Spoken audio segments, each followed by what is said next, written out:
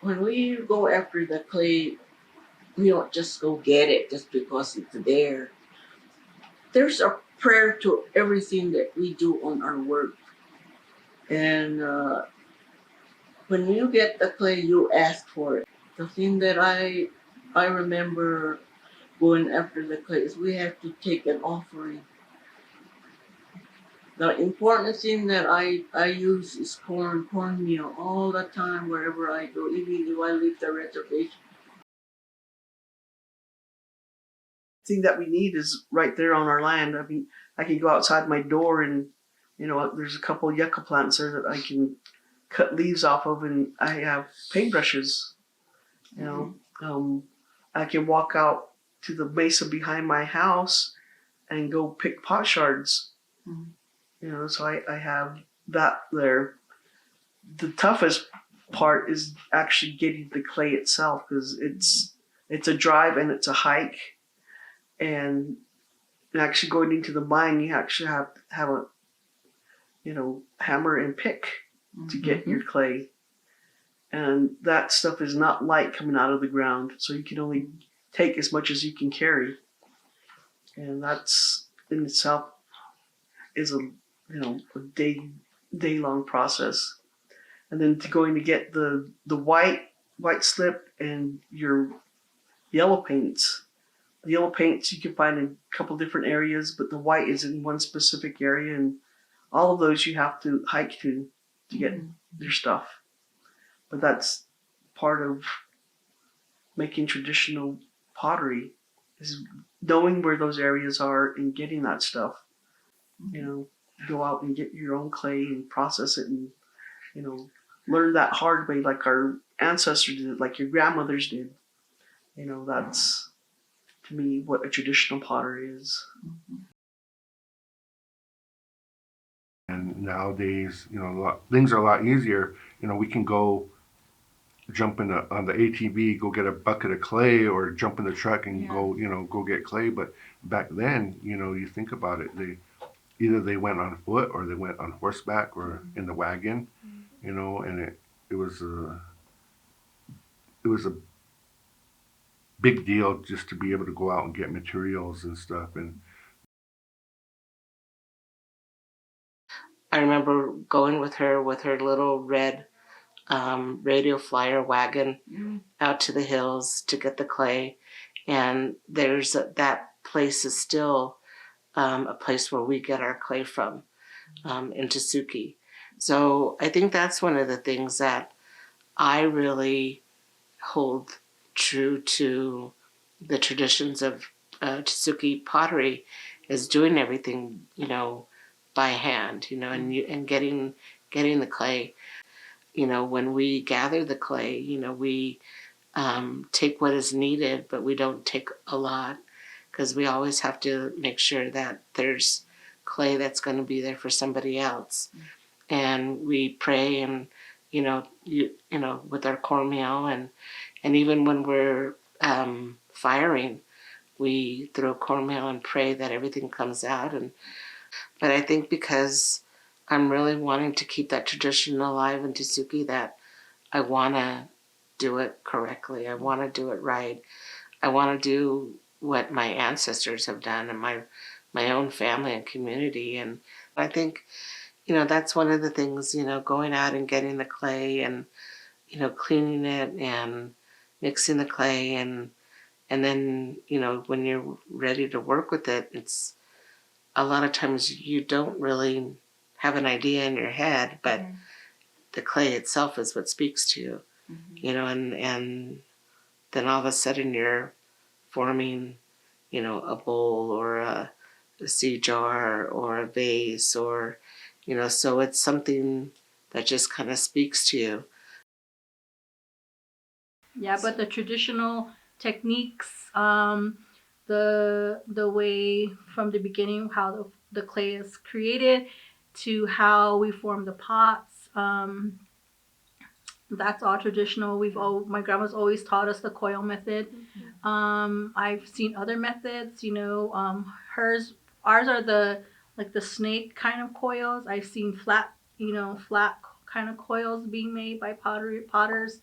But the way I remember her and the way I was taught by her is how I'm gonna continue on. As you know, Azuni uh, is, and as a woman, like a lot of the women, they made the pots. They were able to form it, and sometimes um, they needed help from their husbands or any male in the family, and so uh, to paint it. And so some of the males actually would paint this, and so the way I see it is like as Azuni and the Pueblo people, we always share, we always have a hand in this together. There's everybody's involved in it. It takes, it probably took both the male and female to go gather the clay, to gather, the slips and the paints and all, and then to take it back home and then help each other work on it. So it's more of a, connecting with each other and helping each other out to make these pots, to give ideas. And so even through modern day, there's a lot of people throughout communities, from Pueblo to Pueblo, giving different ideas. And so I think that's what really makes it all great, because it's communal.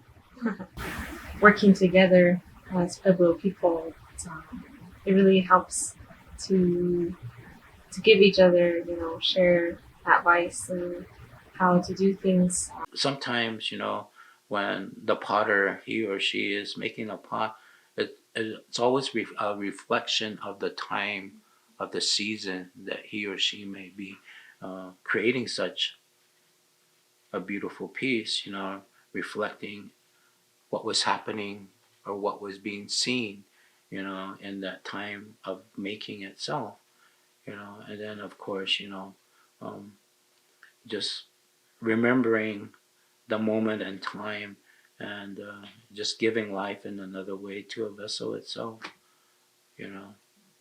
Um, from where the material comes from also, holds a deep relationship and the ties to um, who you are and where you come from. You know, it's about place of the gathering and bringing her home to be other than what she was before, the creative part, and giving her life, breathing life into her. Well, as we're taught too, it's just that we are a vessel itself, just like the creation part. You know, um, we go out, we gather, but before we gather, we state our intentions to the material, particularly the clay when we're gathering her to. Is why we are here. Will you allow us to gather with respect? And then once we do that and we connect, once we put our hands on the clay, we become the parents of that particular material. And then we take her home and we wash her down just like a child that's born in the hospital or at home. You wash that child and you welcome her home, and we do the same thing with her, meaning Binkuyo, clay. And then we are the guardians from that point on of connection to the very end of the whole process. Mother Earth is a living person. A lot of people today don't believe that.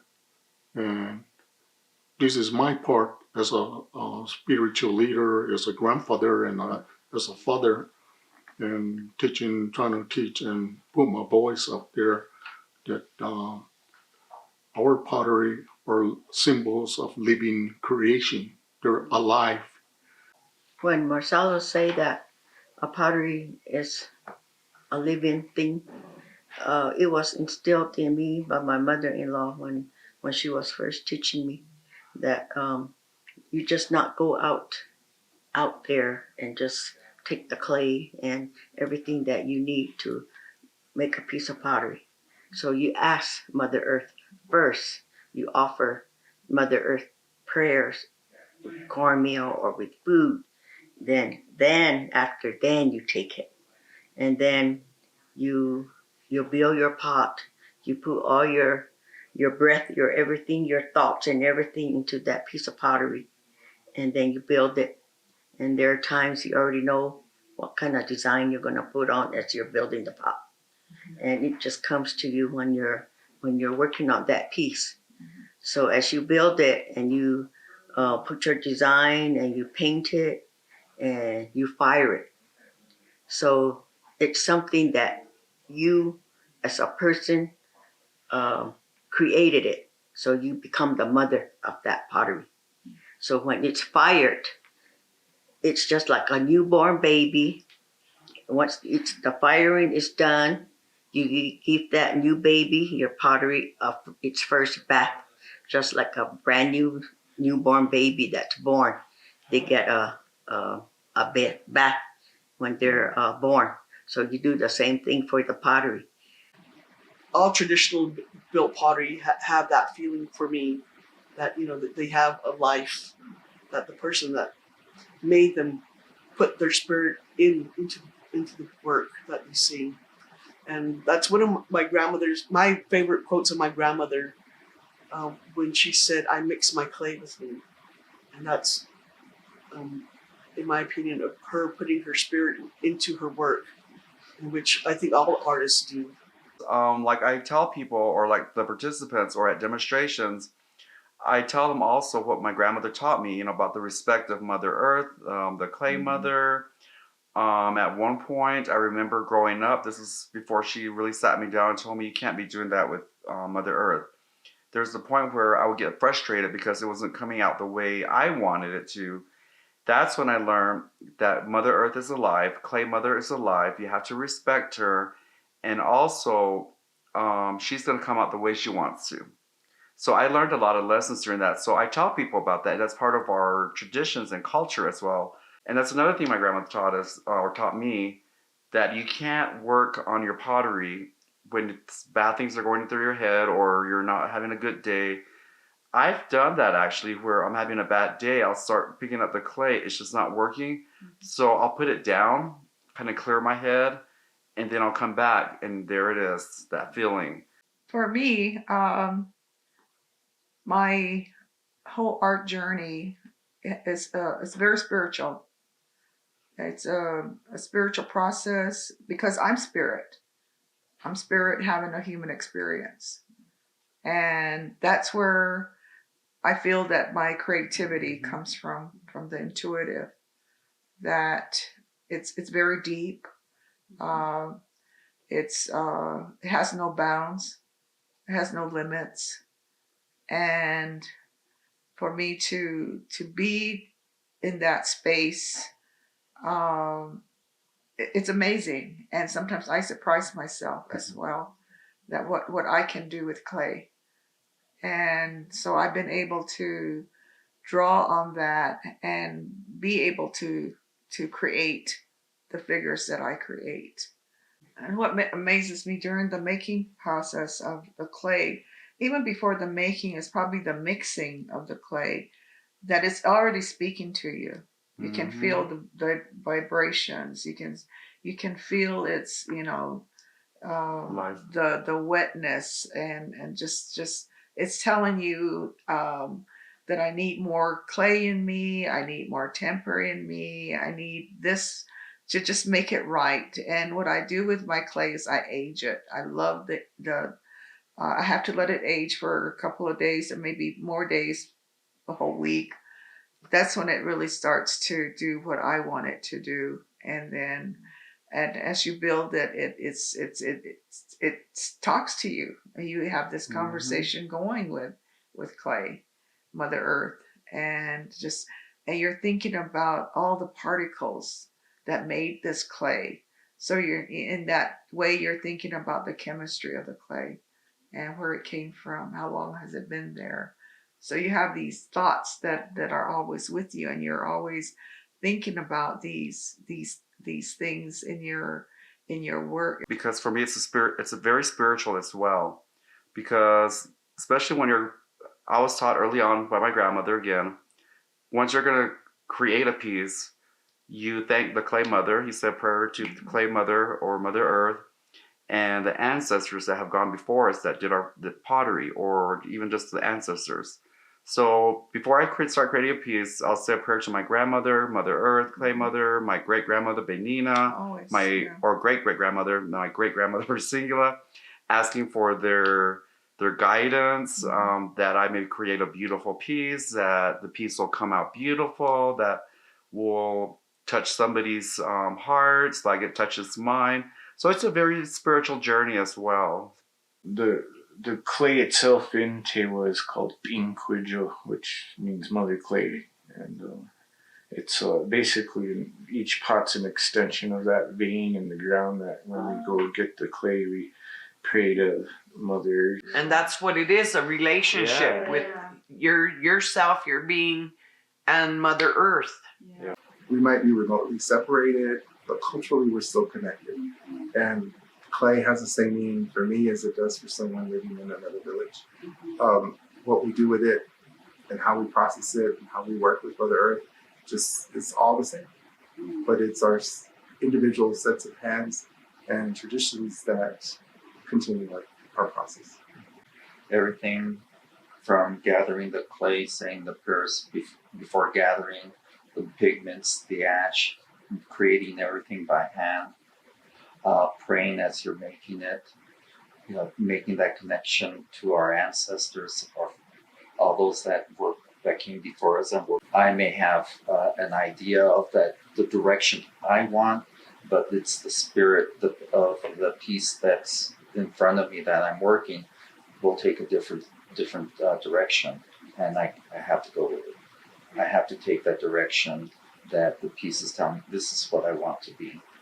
These are the teachings that come from our grandfathers, our grandmothers, our ancestors, that the respect of the clay, of the earth, of the spirits that guide us, that go into those pieces. As any living being, pottery has to grow. It's alive. And so we come up with an idea of how things need to be, but the pot will tell us how it wants to be.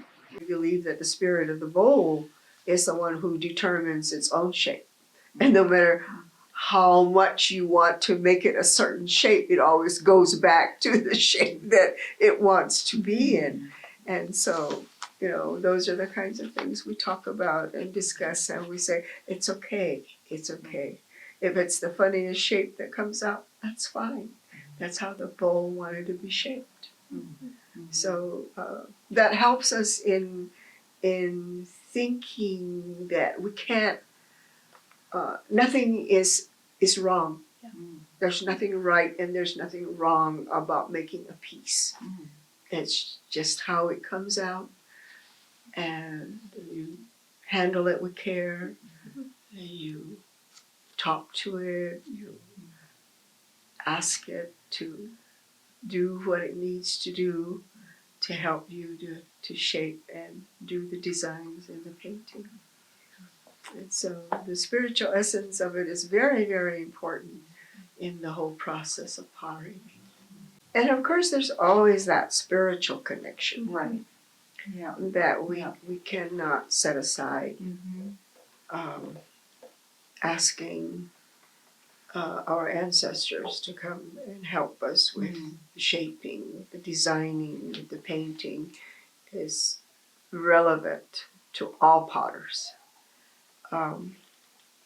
We don't just sit down and shape.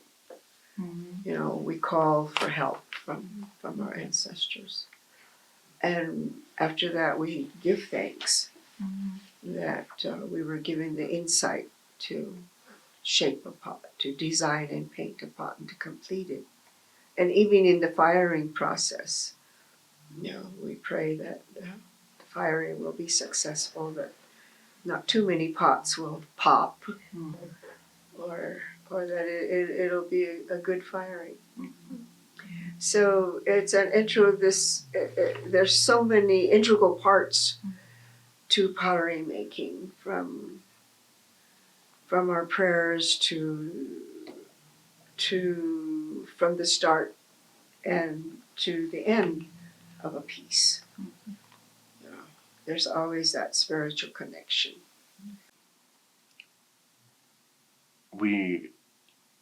I was taught, was when you do your pottery, it's got to come from your heart, and you have to have good feelings and good intentions and good, be in that right frame of mind and in a good mood and whatnot when you're working with the clay, because if not, then things don't work out and you have a hard time, you struggle. I really feel that, like when I'm building a pot, I may have an idea of a shape in my mind, but as I start building and the clay wants to do its own thing, and Going out and getting the clay and cleaning it and mixing the clay and then when you're ready to work with it, it's a lot of times you don't really have an idea in your head, but the clay itself is what speaks to you. They speak to me. Yes. These Right. pots speak to me no matter what. She made her own black. We used to go pick the wild spinach, and now you can't find it at Old Pueblo.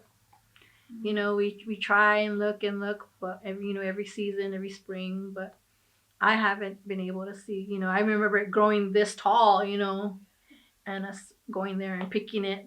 We save some for dinner, and then we save some for pottery. our people, my people, our Pueblo people, potters in general, whether it's here in New Mexico, Arizona, the Hopis or whatever, they were scientists in their own right and engineers, because some of the shapes that they did, and then even the black paint, it's a vegetable, comes from the Rocky Mountain bee plant. And who would have thought, who's the first one that came up with the idea, well, let's paint our pot with this syrup and see what happens. Where did that come from? How did that come about? I think about that, and maybe somebody had a plain pot and they were cooking the wild spinach, the bee plant, which we call wild spinach too, and it is edible. So maybe they were cooking that in their clay pot, and they got distracted for a little bit, and life. The baby was crying, so they left the pot of spinach cooking, and then it burnt, and then it turned black, and they couldn't get the black off the pot, and oh wow, maybe they're just onto something. So I don't know. I mean, this is just things that go through my head, and try to imagine what was going on back at that time and stuff. But like I said, engineers and scientists to be able to do some of the shapes that they did, and to come up with these the especially the black paint, the bee plant. It's something that I've been told it shouldn't have happened, but and it only works on certain kinds of slips. The black paint coming from the Rocky Mountain bee plant, which is boiled down to a syrup, and then even that, using the Rocky Mountain bee plant to paint a pot is really hard, because when you paint it on, it's sometimes it disappears, and you're like, where did it go? Where did I painted a line, but where did it go? Because it soaks in, and it's not black when you paint it on. It's more of like a yellow color, yellowish brown amber color, and it can get hard to see sometimes. So it took me years and years and years to figure out my black and the slips that I use and where I gather and what I get. And so it's when I go out and gather clay, it's the same thing like with holding these pots, knowing that my ancestors are, they held these pieces, but going out to these places and gathering materials, was my great grandfather here at one time too, or gathering materials for his wife, or things like that really go through my head when I work on pottery and when I gather materials. And the minerals are different from each location in the pueblos. I know that the white slip, for instance, the white slip that we use at Santa Ana is very, very white. It's white, but not as white as the white slip that comes from Acoma and Laguna. Of course, the red itself to finish off, and the white, which are also used as body paint in a lot of our ceremonies as well. But also, we decorate her to represent us because we are but the reflections of who she is. My work, I feel that connection with our ancestors because so there was a lot of thought that went into creating these designs, and I feel back then our ancestors didn't have some of the tools that we have today to make things easier to create. I give them so much credit because they were true masters of design, and that was inspiring to me. So it's really that creativity that comes from within where you're able to step out of that and just kind of go with something that comes from the heart. In a way, like I see this as our riches, and so this would be like ute now, like this whole everything here. It's like everything's rich in symbolism and meaning, and even just the quantity of pots that's gonna help you survive in life. And so I think that's what I would consider. There's more. There's probably more words, but to me, that's kind of how I see is that these pots here are riches. We don't consider a piece born until it's been fired and it has made it through the firing. Once it's done that, then it's born. So these are the teachings that continue with us. A lot of times you look at the pots, and if you look at probably not just San Ildefonso, probably pottery from all over the different pueblos that are kind of in this polychrome style, whether it be Acoma or Laguna or Cochiti, Santo Domingo, the older pieces, you're always going to find that they have fire clouds on the mostly on the bottom, and that's because the pots were fired upside down and then stacked in between each other. So that's where the fuel was touching the pots on the top. Being able to look at them and see, wow, like how was this fired? And so firing is a very, natural firing is really hard thing to do. And so to be able to see those works and kind of put it in perspective, like, they were very skilled at it. And then to, look at all the different pottery, it really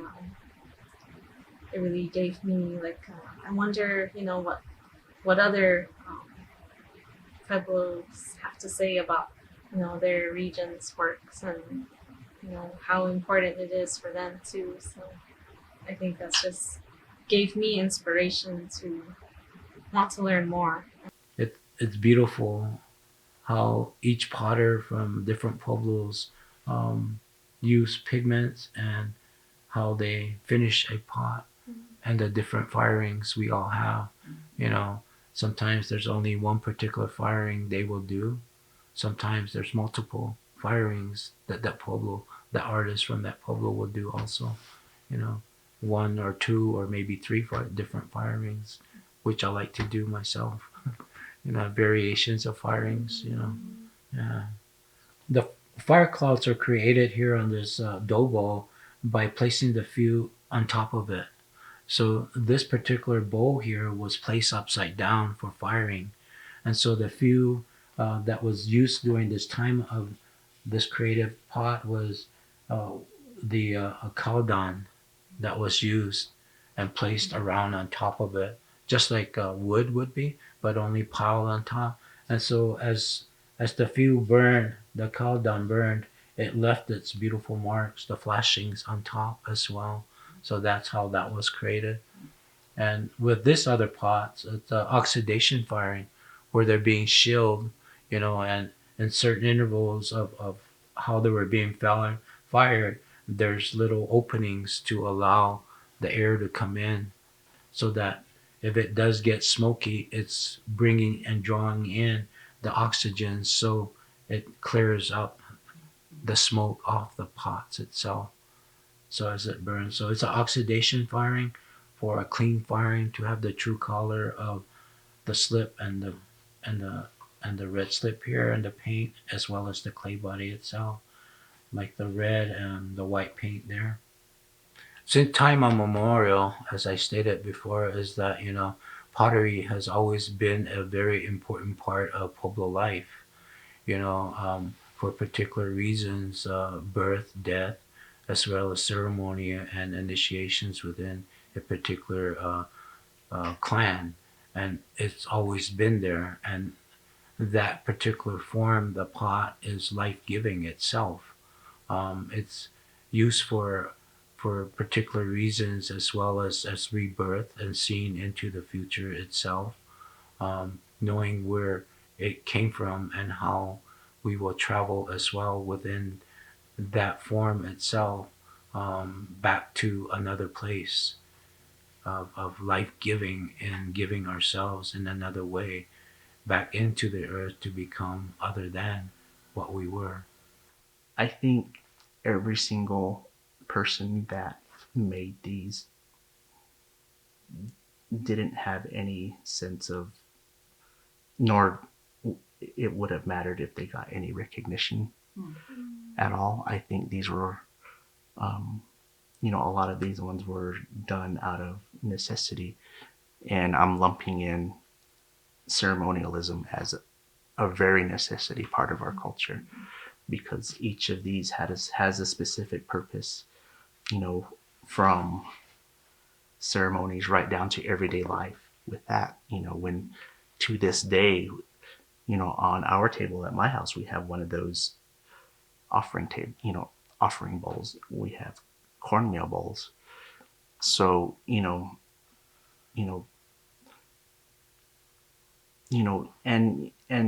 these days, of course, there are pieces that are created with the intent for, recognition, I guess, in a contemporary sense. But, all of these things I could see being used for in everyday life. All of these have that sense of utility, because we had to, we had to create our own, we had to collect clay to, you know, to contain our stews, to eat out of, to drink out of, to contain our holy water, to wash our hair, to, all these things that we do every day in life, these were all necessary. Everything you do is great. Everything, I think in a way that, you know, these hands are being guided by somebody else, and there's also a saying about, creative types and people that do the things they do are a manifestation of the universe, um, a manifestation of the universe, you know, expressing itself. So, and to me, that means that I'm acting through my ancestors, through my grandfathers and grandmothers, that they're the ones guiding my hand. It's very important that for me to do the traditional work, because we still use it today in our ceremonial wise, and sometimes one was asked, "Do you still do the real Yakama pottery?" Yes, I do. I still do the old way. I said that's very very important that to hold on to the real traditional Yakama pottery making. And like I said, it's work, but it's part of how I treasure my work and what the grandmothers did back then, as well as my mother. We constantly need pottery within the community, from birth until death. and the ceremonies in between, we have to have pottery available for those. So that's another connection that we have within the community and within the family, to have those always. And I was thinking about this the past couple of weeks. I would not want to be buried with a ceramic mold pottery. I want a traditional pot to take me home. In the Pueblo world, or in San Alfonso in particular, because I mean that's where I can talk about, because I'm from there. Is we're born with pottery, and when we die, we leave this earth with pottery. So pottery is a really integral part of our life and culture. And I mean, first of all, there's really no word for art. Um, so it's just the things that you do. Um, but then at the same time, the things that you do, you put that beauty into it, and then you bring it alive. And to me, these are family.